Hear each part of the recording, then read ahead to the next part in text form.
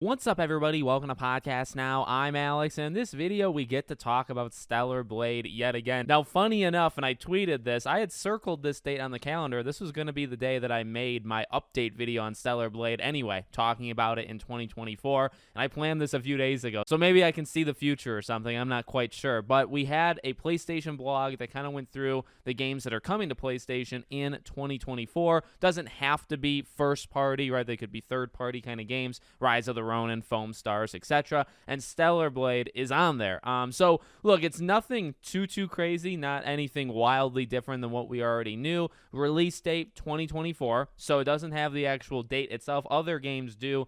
Destiny, June 4th, Rise of the Ronin, obviously March 22nd. So some of these do have dates. This just has the year. I would say that's still a win, right? Because you get to lock down, okay, they're expecting it in 2024. Hopefully first half, but you know what? I'm not going to be all that picky. And then really, I don't know if we ever knew this was necessarily a hack and slash game. That's the only thing that kind of stood out to me. We may have already known that, and I just didn't pay it close enough attention. You can kind of tell from the gameplay we've seen of it, but they give it the label, right? So hack and slash title. They talk about it combines sharp action with stunning visuals. The game does look, visually absolutely amazing, and a mature narrative to create something all new. And that's pretty much it. Those are the things that kind of stood out to me. Now remember, we've talked about this, Sony seemingly kind of going all in on Stellar Blade. I guess you couldn't say they're going all in. They're going like some of the way in. But we've talked about some of the behind the scenes updates that Stellar Blade has had throughout 2023. There hasn't been that much, but there has been a little something,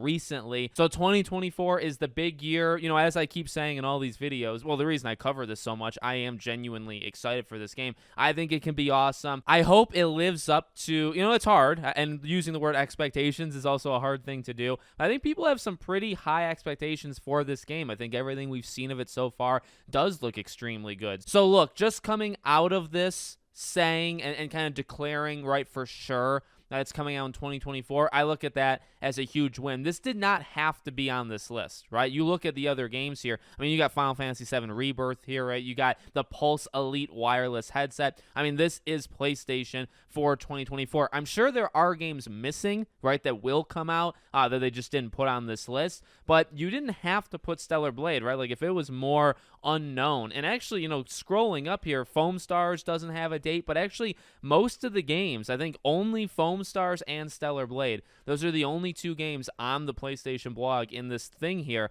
that don't have an actual date, but they do have like the release year. So you gotta have some sort of confidence. I mean, if this game was like on the brink of, okay, well, maybe it's 2025, I don't know, would Sony put it on this PlayStation blog? I don't think they would. So I look at it as a win from that perspective. Not too much more to talk about, but obviously whenever there's news, whenever there's anything on this game, I'll be covering it on the channel, okay? Let me know what you think. Make sure you're subscribed, bell icon turned on, and I'll see you all on the next one.